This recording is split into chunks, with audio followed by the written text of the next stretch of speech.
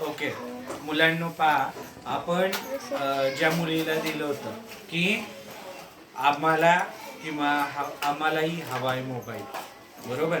तर एक छोटंसं या ठिकाणी एक पात्री नाटुकलं आहे आणि सूर्यकांत सराफ यांनी या ठिकाणी काय केलेलं आहे, तर हे आपल्याला अभ्यासासाठी दिलेलं आहे.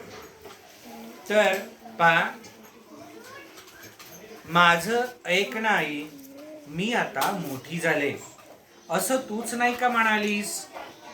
मग मलाही सगळ्यांसारखा एक छान मोबाईल फोन पाहिजे की नाही? कशासाठी म्हणजे काय? बोलण्यासाठीच ना असतो फोन. वा, गंमतच आहे. ताईने मागितला की लगेच मिळतो फोन. दादा तर कॉलेजला सुद्धा नेतो त्याचा मोबाईल. बाबांकडे दोन दोन मोबाईल असतात आणि आम्ही मागितला तर म्हणे गरज काय त्याची. ए तायडे, उगीच काही बोलू नकोस हा. तुला मोबाईल मिळाला तेव्हा मी काही बोलले होते का? हो हो, आम्हालाही महत्वाची कामे असतात, महत्वाचं बोलायचं असतं. दादाचा फोन घेते मी कधी कधी हा, पण फक्त गेम्स खेळण्यासाठीच ग. बोलण्यासाठी काय करावं मग? आई, पुढच्या महिन्यात माझा वाढदिवस येतो. मित्रमैत्रिणींना पार्टीसाठी बोलवायला किती मजा येईल. अरे, उद्या संध्याकाळी माझी बर्थडे पार्टी घरीच आहे, गच्चीवर. तू जरा लवकर येशील ना? गुड. अगं, खूप धमाल करू. हो, सगळ्यांना आता फोनवरच सांगते. बाय. वा, किती मस्त वाटेल असे फोन करताना. आई, अगं शाळेत अचानक सुट्टी घ्यावी लागली तर उगीच बोलणी ऐकावी लागतात.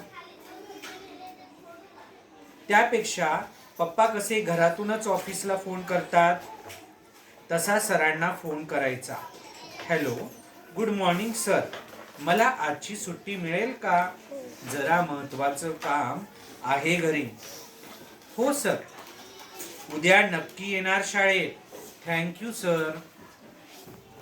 खूप काम करता येईल अशी. तू सांग ना बाबांना. ताईच्या वेळी नाही का तू सांगितलंस बाबांना? आई, तुझी लाडकी आणि मी काय दोडकी का ग? आता तुझ्याकडे नसला तर म्हणून काय, मलाही नको का मोबाईल? अगं, माझा मोबाईल आला की तो आपण दोघी मिळून वापरूया. नक्की आजी, तू नको आईला रागावूस. काय म्हणतेस? तुला तुम्हा मुलांना मोबाईलवर किती वेळ बोलावं याचं भान नसतं. अगं, मोबाईल फोनमुळे कोणालाही संपर्क करता येतो. दादा तर सारखं मित्रांना सांगतो, अरे मी ग्रंथालयात अभ्यास करतोय. तू म्हणतेस ते खरं, पण मोठी माणसं करतात असं. आम्ही मुलं नाही करणार. देऊन तर बघा आधी मोबाईल आमच्या हातात. पप्पांना सांग, बघू काय होतंय ते. समजलं? अशा पद्धतीने घरी वाचन करायचं आहे. समजलं सर्वांना? ठीक आहे.